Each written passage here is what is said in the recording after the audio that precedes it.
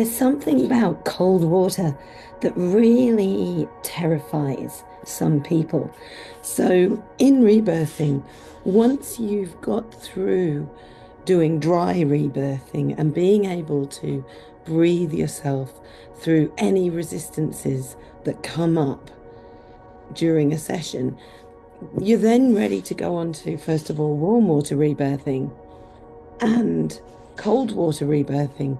However, cold rebirthing, you really have to be ready for it because it does bring up a lot of deep fears.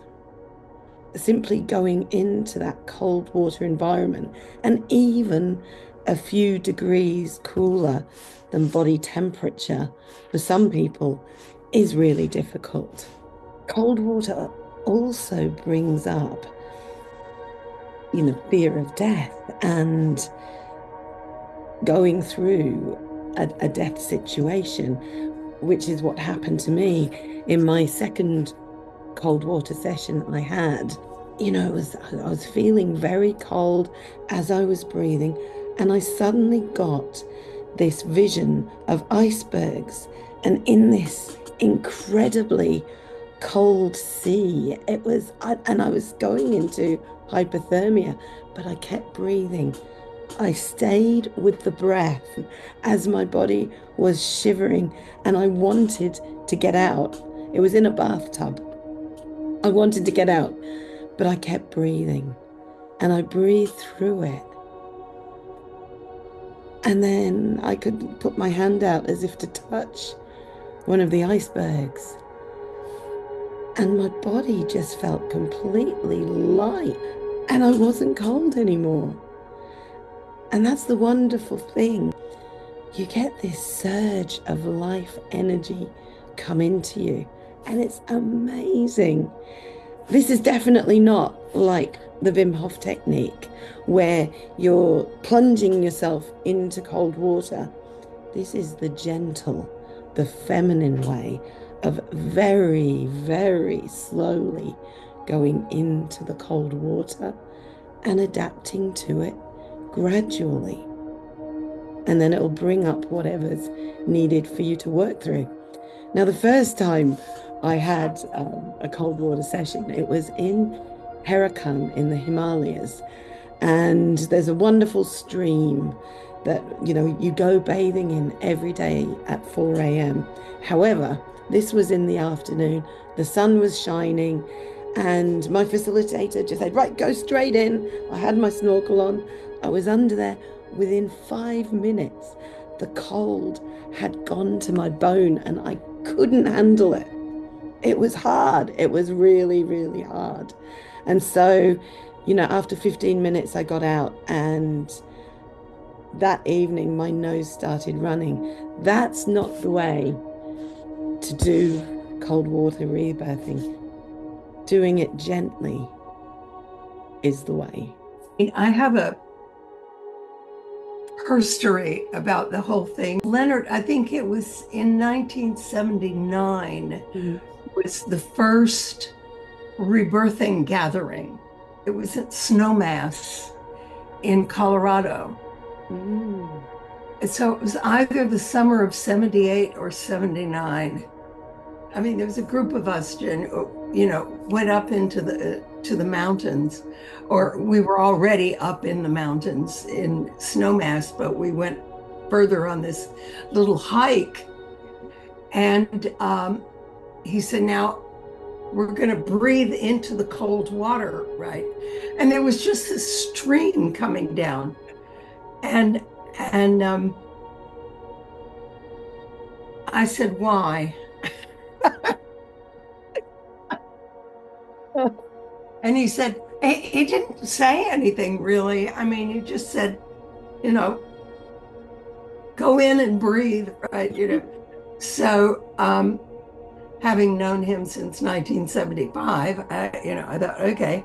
But I walked into the stream. It was ice cold. I'll never forget it. Especially ever. Up in Colorado, yeah. Yeah, I was in the mountain. It's snow, melted snow coming down, right? And And I stepped into that stream and I looked at Linda and I said, "This is the most ridiculous thing I have ever done." And she didn't even step in. You know, it was a big experiment. I don't, I don't know precisely what my very first cold water, I just know that it was about easing into it, breathing, using the breath. It was not even so much about the cold water as it, because a cold plunge and the things it does for the parasympathetic and the vagus nerve and all of that, that's a whole other thing. This was about for me, and in the beginning, it was about relationship with the body, Right. and safety, and breathing into this extreme of cold, and going slowly, and breathing myself warm. Yeah. Now, I do know that when I could breathe for, I don't know, maybe it was 5 minutes in freezing cold water, the depth of the realization that I had was about having drowned. Yeah. I met in that while I was breathing, because prior to that, the focus of attention was on the breath and being able to deal with this change of temperature. Yeah. And that was it. Yeah.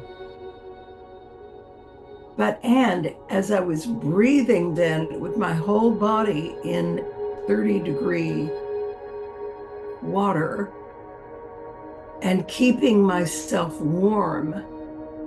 For Europeans, that's 30 degrees Fahrenheit. Yes. Just this overwhelming sense of having drowned. And it was just very deep and dark. And I kept breathing and making room for that and warming myself. And I realized I could breathe myself. I don't have to fear drowning in cold water anymore. Perfect. Just breathed through it, and it was really beautiful. When I came out of the water that night, I felt liberated, completely liberated from one, maybe one aspect of fear of dying, Yeah. Wonderful. Yeah. Very deeply intense. And then when I was at high altitude in the Himalayas, and I had this experience of feeling like I was drowning. Yeah. It only took the Sherpa just put his hands on my shoulders, and I kept breathing. I wasn't afraid of dying.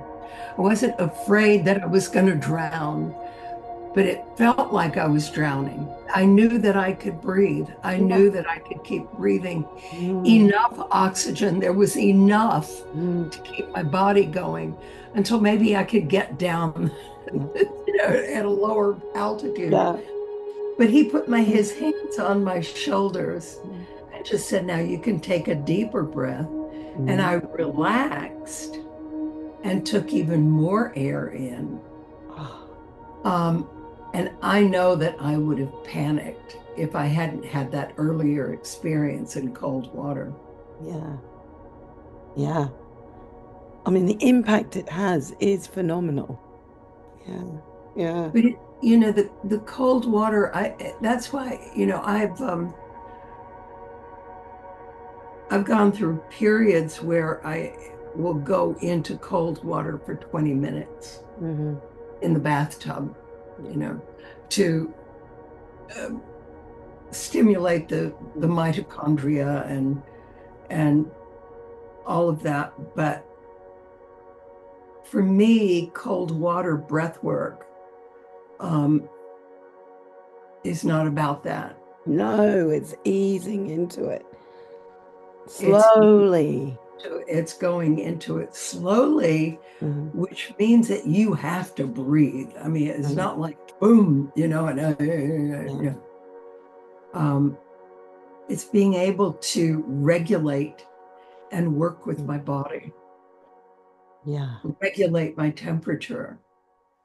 It did, because I had a conversation the other day about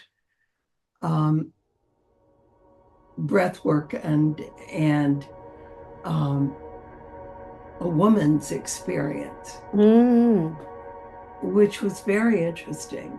I said it for me, it's been more about enhancing and deepening my relationship with my body. Yeah. Because my body is not who I am. Yeah. And that's something that we all need to learn, because I think on the delivery table, this is me. Yeah. No, this is not you. This is a gift you've given yourself. And unfortunately, and this is what happens to some people in the cold water, is it's that exit trauma of coming into the colder air that they can re-experience when. Yeah. I have to say, I was a little bit afraid at first because I'm not a cold water person. I could rebirth in warm water all day long, right? Just leave me in the womb. But I did hear that there were so many benefits about cold water, and that it would really,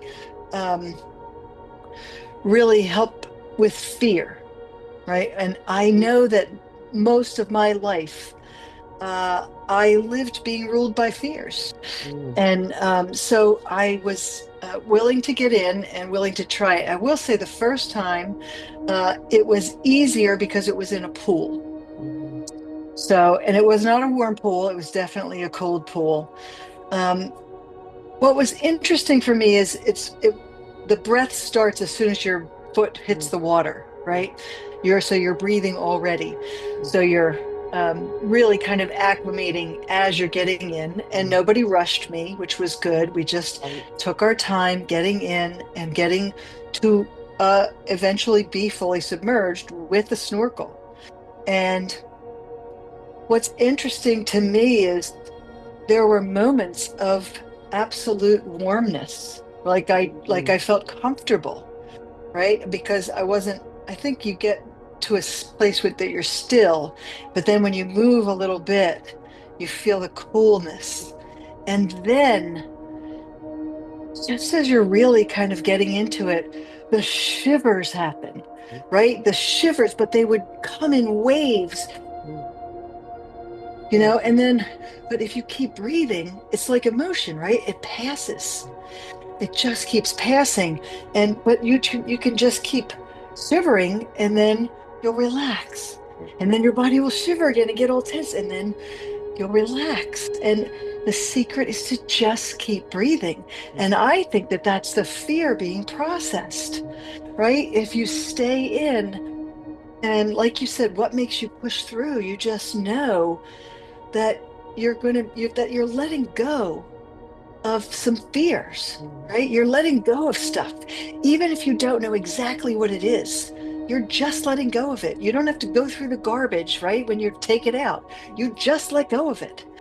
had somebody say, like, oh, I'm doing a cold water rebirth every day for a whole month. And I was in awe of that. I have never quite done that, although I have done once a week for a while. And just getting in the bathtub. And I think that you can benefit from the cold water. It's wonderful if you can submerge, but you can still get the benefits in the bathtub with only part of your body under. As long as you keep breathing, because that cold water is really what activates you. But I definitely wanted to get out many times, especially when the shivering really happens. And I think for me, what happened is I would go through periods of the shiver, like I said, shiver, relax, but then the shivering would just not go away. And that's when it's time to get out. And you still complete your session, though. You don't get out and you're done just because you're out of the water. You finish the cycle. Right? You lay down next to the pool, you lay down whatever, you cover up, get warm, but you still keep that breathing, keep that breath going. And that really will complete that cycle, close that cycle. Yes, finish strong. Yeah. And did you get a life surge and energy come? Yes, that's a really good point. I didn't really think about that, but yes, because you just feel lighter afterwards. You feel lighter, energetically lighter, and more able to move smoothly through your life, through your daily life. Yeah. Well, it's mostly about the fear. When I think about jumping into an icy bath or whatever, it just freezes me before I can do anything. You just have to really, really pump the breath to get past that point of resistance. And the one rebirth that I remember from Puerto Rico that was under a waterfall in a moving stream, and it was in the rainforest El Yunque in Puerto Rico, and I just had to keep pumping the breath. I was being supported. Well, it's mostly about the fear when I or else I would have drifted away with the stream. I was being held in place, and I was using a snorkel, of course, face down, and the water was just crashing on me. Wow. And but as I breathed, I just obliterated everything. All of the physical sensations, the cold sensations went away. I don't recall anything that came up for me during that rebirth, except the victory over fear, which is legitimate. I mean, if you're going to obliterate something in your life, what better to get rid of than fear? Yeah. So it's a lesson for the other things in your life that are holding you back, which is in many cases fear. The still water will allow your body to warm that immediate quarter inch around you. So if you're in still water, even if it's cold, you will generate some warmth that will insulate you. But I remember one of the fellows had come to Albany to visit, and we decided we needed a cold water rebirth. So we found a little stream that was just barely enough water to cover you, and it was kind of muddy and nasty. I don't think we really got to a point where it's comfortable enough. But another time we went to Bish Bash Falls, and I had a client to do cold water rebirthing with, and we ended up again. It was like a rocky stream, and we could get in. We were doing all right. Park ranger or something, He wasn't interested in hearing what we were doing. He said, "Get out of here, get out, and don't ever come back here." He just didn't expect that to be happening in his park. That two guys in their I bathing wonder how suits. that was related to the client's history. Well, he did have a lot of legitimacy issues, so he was always one step ahead of the law kind of guy, and I'm not surprised that he would have attracted that to our little get together. But we didn't get a chance to relax into that one. When Nilsa was rebirthing with Kate Garrity in Puerto Rico, while she was doing her initial trainings and her initial 10 sessions, Kate had a little kiddie pool that was filled with water that they would use. But then when she was doing a cold water rebirth for Nilsa, she had a couple of bags of ice and put them in. And so Nilsa did say, are you freaking trying to kill me? You. But she had definite death issues because she was going through her cancer treatment or preparing for her cancer treatments, and she had delayed them for a couple of years and almost perished. Wow. And had to do the whole series of radiation and chemotherapies twice. Instead of 6 months, she had to do an entire year. And but it did bring her to the point of making a decision. If I want to live, I'm going to have to fight like hell. Yeah. And that's what she did. So when I was walking into the water, it was like, oh my God, I hate it. I hate to walk into it, and it's so freezing. But it was a nice experience because I did already 7 rebirthing sessions beforehand. So I learned how to breathe actually. And we were also, my mentors just told me, and the supervisors told us to just breathe consciously while you're walking in. And don't overthink, and don't get crazy with the cold, and then I just tried to stay calm, walked in step by step, and then it got better and better. My mentor was holding me, and it was more like, oh my God, it's so cold, what shall I do? And I just tried to focus on myself, breathe, continue breathing. And I tried to do the thing what I learned when I was just laying on the ground. I did simply the same. And I got too many instructions, and it was very interesting how my personality and everything changed because because I was like, don't give me so many instructions. I know how to breathe. And this was one of my resistance, just to do whatever I want. I have to fight. I have to tell you how I gonna do it. Yeah. So this got more intense in the cold water.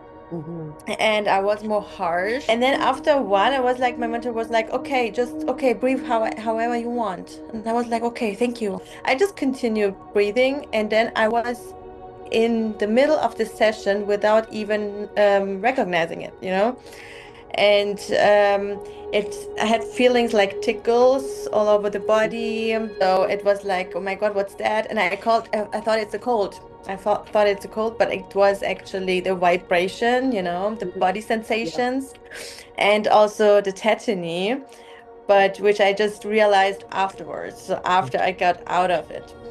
And the time ran fast, really super, super quick. It was like, I felt like 2 minutes. And then once I stand up in the water, I was like, okay, someone is holding me and someone else is waiting outside, and they're gonna help me together to get out of the water. And I was like, no, I'm fine. But once I just took one step, yeah, it got horrible. I was like, whoa, what's going on here? So I felt like super high. And I haven't felt so many emotions in the water actually, but once I got out, once I was just laying, wanted to talk all the time, was super extroverted, and in this case my supervisor just told me, Firo, just calm down and say nothing, be with yourself. And it took 2 minutes, and then the magic just exploded out of me. And then everything, I had one of the most amazing emotional release. Yeah, the second time was 1 year after. So 1 year after I had already 50 or 60 sessions. And so I'm quite advanced rebirther now. It was very interesting because I had a very tough time the days before. I felt that something needs to get out of my body. And I haven't had any chance to do a normal session. And one day we were just hiking to the mountains to the same waterfall again. And I was like, okay, is someone open to give me a session, please? Because I really need it. Because it was kind of this urge, Ciara, I can't describe. It was this urge, I need to breathe now. And it was so different because I was immediately in my body. I started to breathe. I started to connect because I knew what to do, And then I started to breathe, and it was like a wave, It was like, oh my God. And the pulling on my inhale and everything being one with the element was super fascinating. And yeah, I had also the same sensations, but it was like more, I can do it. It was more intense. I surrendered more. Right. Yeah. Yeah, I was full of power. I released a lot also during the water. And also after getting out of it, Yeah. it was like everyone like, Firo, isn't it cold? I was like, no, because the sun was away. The sun was gone. It was 6 p.m. And you can imagine how cold it is without any sun. And I was laying on a stone. I was like, no, I feel amazing. Wow. Full of energy, full of life urge, And I was like, okay, now I'm relieved. And this was really the thing what I really needed to do now. You see, there's this added benefit of the water in Samothraki. When Yeah. you go in the water, it really gives you life force energy. You really feel alive. And I found it more so in the water on Samothraki than any other place I've been. Yeah, So exactly. that's wonderful that you came out of the water and you weren't cold and you were just feeling really good. If you compare both sessions, how conscious I was after 1 year and how resisting I was last year, and also having the trust, that I can breathe by myself, and that the outside has to also have trust in me, and I can do it. And so I built up a lot of things inside of myself. So it was amazing. So did you relate your cold water experience to your personal lie? Yes, of course. And the thing was, yeah, one of my, because I have many personal lies, or I had them.